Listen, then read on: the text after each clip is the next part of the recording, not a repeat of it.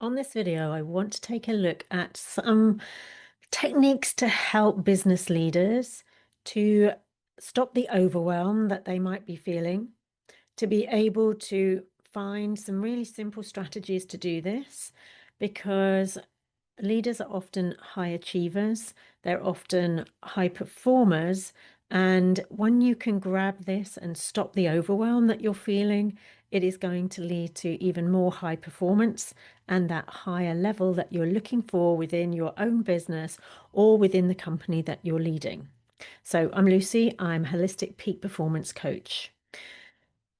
One of the areas that I feel is so important and that I find with my clients they don't do is prioritizing.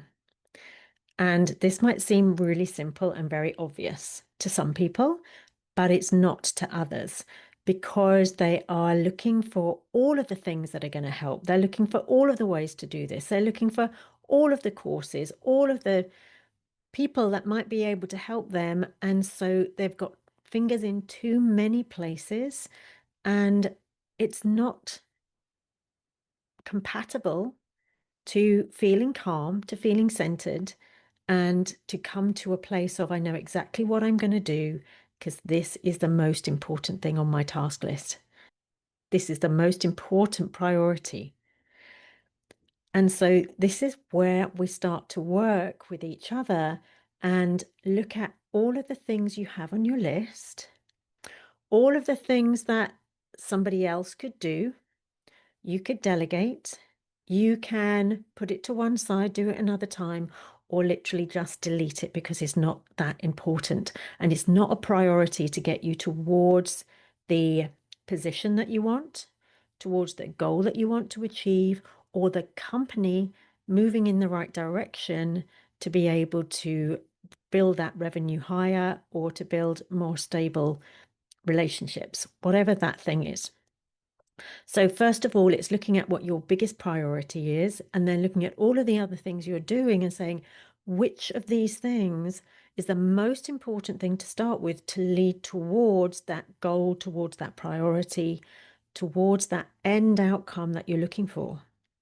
And this is something you can start to do for yourself, but sometimes it takes another pair of eyes coming in from a different direction, right? They're coming in from over here, or they're coming in from over here, and they're seeing it without this thing in the way. And you've got this block here in the way, but they're seeing it from this direction and they can see what's written on the other side of this piece of paper, but you can't because you can't get your head around it literally. Imagine it's like a glass bottle and you're inside the bottle. So you can read the inside of the label, but this person can read the outside of the label. But however you turn, you can't read the outside. And so bringing somebody in to help you with this is tremendously powerful. And when you get those priorities really locked in, it completely down levels the overwhelm. I was going to say it completely gets rid of the overwhelm. It down levels the overwhelm because there'll be different areas that you're overwhelmed in as well, which we can work on at another time. But the prioritization is so big, it needs to be worked on as one of the key factors. And so look at that. Look at your list that you have. Look at all the things you could be doing that you said yes to.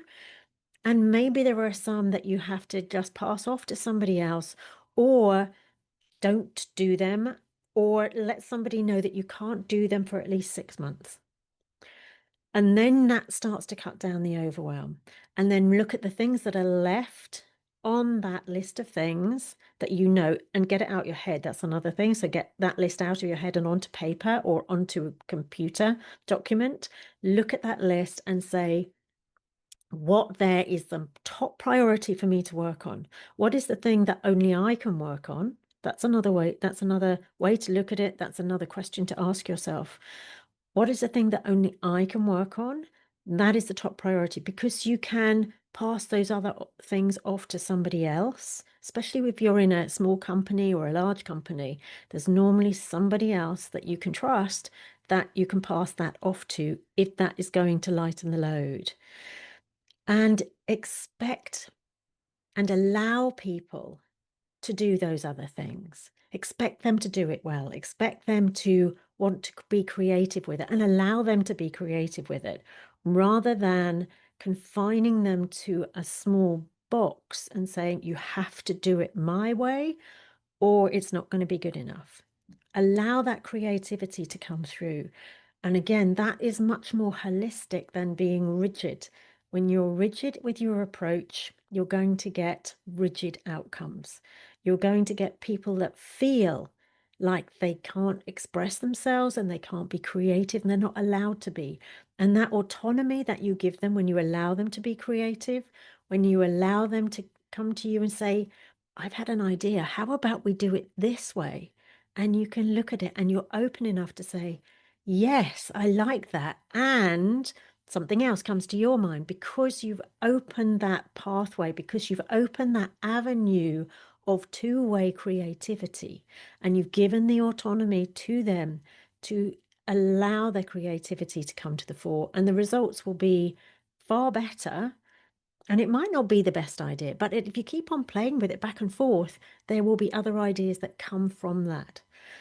So I'm really, really strongly advise you to prioritize what is going on in your business, what is going on in your life, and then stick to those priorities first as much as you can. And that overwhelm is really going to go down and down and down. There are other ways we can work on this. If you're ready for someone to help you and to look from the other side of the jar, then do get in touch. My details are below. We can book in a call and just find out if we're a fit to work together. If this has been helpful, do give it a thumbs up. There'll be another video coming up on screen, so I'll see you over there. Have the most awesome day. Bye for now.